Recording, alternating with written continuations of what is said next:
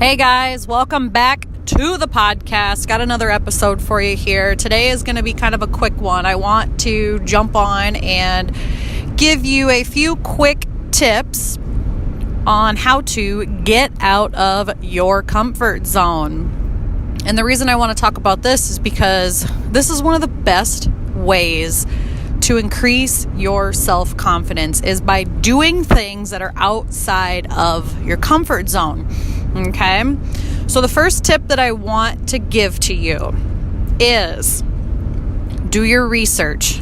Gather all the information, because a lot of times we have this anxiety about the fear of the unknown, right? Like we always come up with worst case scenario, what if this happens, what if that happens? And a lot of times we're just not thoroughly educated on the topic. And the example that I want to give to you, because I've done this in my personal life, is cold calling. And I don't know if any of you really know what cold calling is if you're not in the sales industry. It is where you literally pick up the phone and just call people. They have no idea who you are, what you sell, anything. They know nothing. You literally pick up the phone. Sometimes you get leads provided to you. Other times you just kind of flip through a phone book or wherever and call people. Okay? It is such a hard job. It is such a hard job, but there's people out there who are very successful at it. I myself used to really suck at cold calling, actually warm and cold leads. I used to really not be that great at talking to people on the phone. I would, if it was somebody I knew, I was do pretty well, but if it was somebody that I didn't know, I was kind of like, and then like handling objections and just being able to speak about a product and know about it, I did not feel comfortable. And so a way for me to increase my confidence was to educate myself.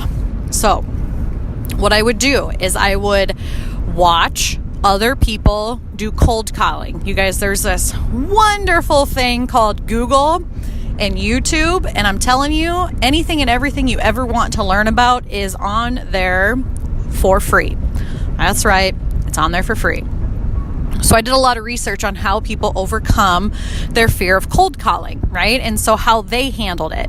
And a lot of times it was practice and finding information about or educating yourself about the topic that you're selling, right? So let's say that you're selling life insurance and you're like, okay, I'm going to sell this insurance, but I'm not really familiar with the product.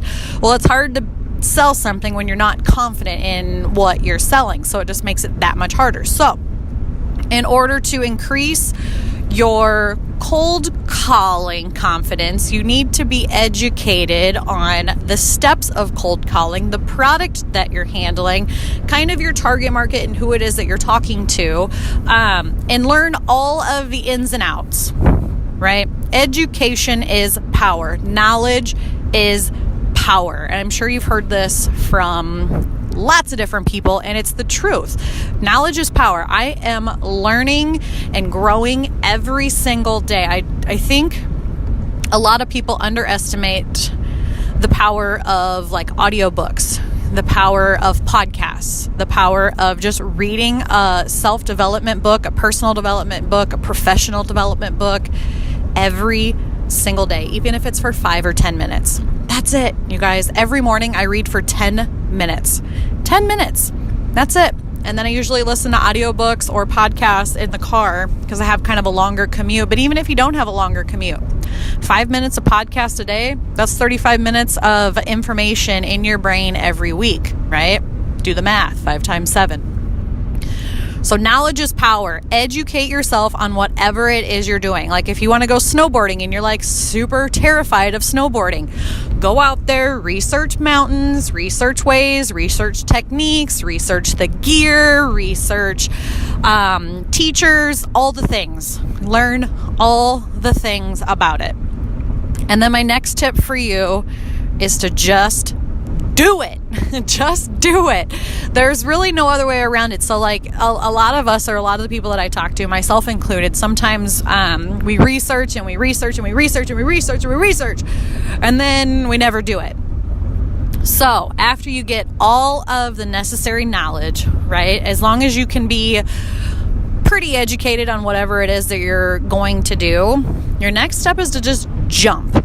And my favorite analogy for this is like it's springtime and you want to go swimming, and say you're at the lake and it's like May. And you guys know, if you're in the Midwest, that May can be really hot or it can be really cold. It just kind of depends.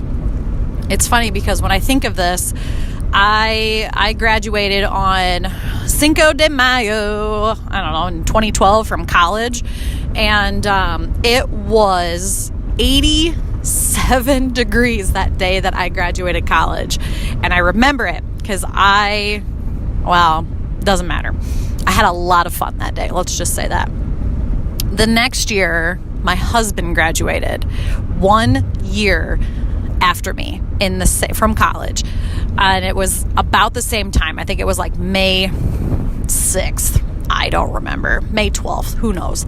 And it was 42 degrees. Okay.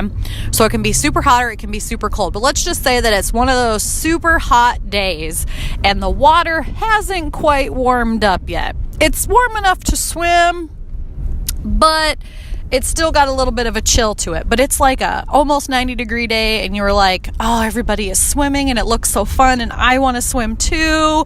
I just want to go in the water, but I'm scared because it's cold. I'm scared. I can't see the bottom of the lake. I'm scared. And really everybody else is just like over there having fun. They're like, why don't you just do it? Why don't you just do it? And so finally you convince yourself to do it, and you have one or two ways. Well, actually you have three ways that you can do it, right? You totally wuss out and you don't swim at all. And you miss out on all the fun that you could be having in the water. Okay? So that's like the shittiest way. Don't do that. Don't be that guy. Or you can do one of two other ways. You can be that person who has to like slowly tiptoe in, and they're like dip their toe in and they're like, oh, I can't do it. And then they'll put like their whole leg, and then they're like, oh my God, it's so cold. I don't know if I want to do this.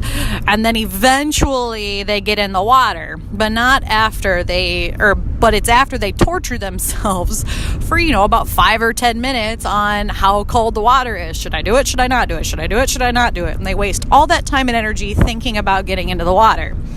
Or you can be like me and a lot of other people who are just like, fuck it, I'm going in. And you just jump straight into the water. And you're kind of terrified at first because you're just like, all right, I'm going to get a running jump. I'm going to do it. I'm going to do it. I'm going to do it.